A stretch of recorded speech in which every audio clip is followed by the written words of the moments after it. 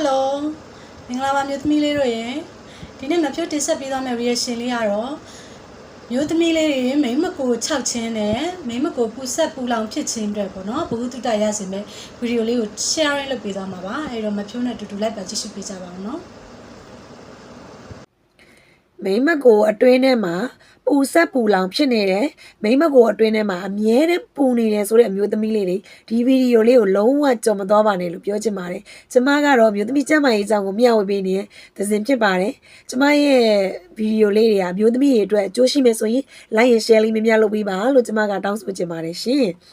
ကျမတို့မျိုးသမီးလေးတွေပေါ့တော့ဒီလိုမိမကိုတွေအတွင်းထဲမှာအမြဲတမ်းပူနေတာမျိုးတွေဖြစ်တယ်ပြီးတော့မိမကိုတွေကပူဆက်ပူလောင်ဖြစ်တဲ့အပြင်မှာအတွင်းမှာနောက်တစ်ခါကျမိမကိုတွေခြောက်တယ်ဆိုရင်ကျမတို့ကတိကျနေတဲ့ဟော်မုန်းပေါ့နော်ဟော်မုန်းကြောင့်လို့ပြောလို့ရပါမယ်တချို့အရာလေးတွေမှာဆိုရင်ကျမတို့ကအမျိုးသားလေးရှိကြအမျိုးသားနဲ့ကျမတို့ကဒီလိုမျိုးတောက်ရမယ့်အရာလေးတွေကိုတောက်တယ်ဒါပေမဲ့တက်တာတယ်အမျိုးသားနဲ့အတူပြန်နေတယ်ဒီပြီးွားရင်တတလိုက်ပျောက်ကင်းလိုက်ပြန်ဖြစ်လိုက်အဲ့လိုမျိုးတွေနဲ့တန်တရာလဲနေတဲ့အမျိုးသမီးလေးတွေဆိုရင်ကျမကတော့မေးချင်ပါတယ်အမျိုးသားမှာစီးပူညောင်းညာဖြစ်ဘူးလားအဲ့ချက်လေးမေးရပါမယ်နောက်တစ်ခုကကြတော့အမျိုးသားမှာစီးလန်းချောင်းနဲ့ပိုးဝင်ဘူးလားအဲ့ဒီအရာလေးတို့မေးရပါမယ်အဲ့လိုမျိုးလေးတွေအမျိုးသားမှာစီးလန်းချောင်းနဲ့ပိုးဝင်တယ်စီးပူညောင်းညာဖြစ်ဘူးတယ်ဆိုရင်အမျိုးသားအတွက်ဒီဖြည့်ဆွတ်စာလေးကိုစားပေးလို့ရပါတယ်ဒီအရာလေးကိုစားပေးရင်အမျိုးသားအတွက်တတ်တာသလုံး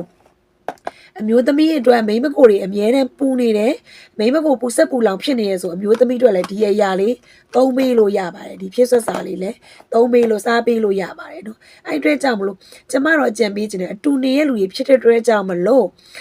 ဘာကြောင့်လဲအမျိုးသားမှာရှိသည်ပဲဟို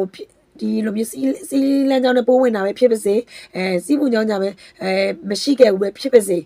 အမျိုးသမီးလေးနဲ့တူနေရတဲ့ကြောင့်နှစ်ယောက်လုံးကပ်ပဲဒီလိုမျိုးလေးဒီအရာလေးကိုဖြည့်ဆွတ်စာလေးတွေကိုသုံးဆွဲပေးမှသာလေ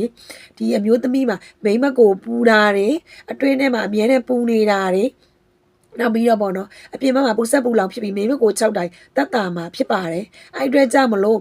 ကိုယ့်ရဲ့အမျိုးသမီးလေးကဒီလိုမျိုးဖြစ်နေပြီဆိုရင်အမျိုးသားလေးကလည်းကိုယ့်အမျိုးသမီးလေးကိုချစ်တဲ့အနေနဲ့ဒီဖြည့်ဆွတ်စာလေးကိုစားပေးပါလို့ကျမကတော့တိုက်တွန်းချင်ပါတယ်အဲ့အတွက်ကြောင့်မလို့ဒီလိုအရာတွေကိုကိုကကြုံတွေ့နေပြီဖြစ်နေပြီဆိုရင်တက်တာပြောက်ကင်းဖို့အတွက်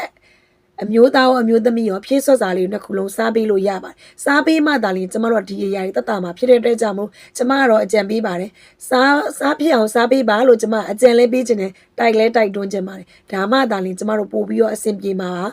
အဲ့အတွက်ကြောင့်ပို့ပြီးတော့တာရတဲ့အိမ်တော်ရေးဘဝလေးကိုပိုင်ဆိုင်နေမှာဖြစ်ပါတယ်အဲ့အတွက်ကြောင့်မို့ဒီအရာလေးကိုသုံးပေးပါလို့ကျမပြောချင်ပါတယ်မှာယူခြင်းနဲ့မှာယူမှသာလျင်ကျမရဲ့ Viber ရဲ့ဖုန်းကိုစပ်ပေးပါလို့ကျမကဒီကနေအနုညွတ်မြတ်တာရက်ခံပါတယ်ရှင်အားလုံးကိုကျေးဇူးတင်ပါတယ်အားလုံးပဲအဆင်ပြေကြပါစေအားလုံးပဲအိမ်တော်ကြီးဒုက္ခပြည့်စုံကြပါစေရှင်ဟုတ်ကဲ့ရှင်ဒီဗီဒီယိုလေးထဲမှာဆရာမကဒီယောဂဝေဒနာနဲ့ပတ်သက်တဲ့ခံစားချက်ကလေးတွေရယ်ပြီးရင်ဒီလိုယောဂဝေဒနာတွေခံစားလာမယ်ဆိုရင်ဘယ်လိုဆေးလေးတွေတောက်သုံးသင့်တယ်လဲဆိုတာကိုပါဆရာမကတွဲပြီးတော့ပြောပြထားတယ်လို့နော်အဲ့တော့အခုဗီဒီယိုလေးကိုလိုက်ပါကြည့်ရှုပြီးတော့အကျိုးရှိရဆိုလို့ရှိရင်မဖြိုးရဲ့ channel လေးကို like and subscribe လေးလည်းလုပ်ပေးကြပါဦးเนาะနောက်နေ့ဗီဒီယိုလေးမှာပြန်ဆောင်ကြပါမယ်ရှင်ကျေးဇူးတင်ပါတယ်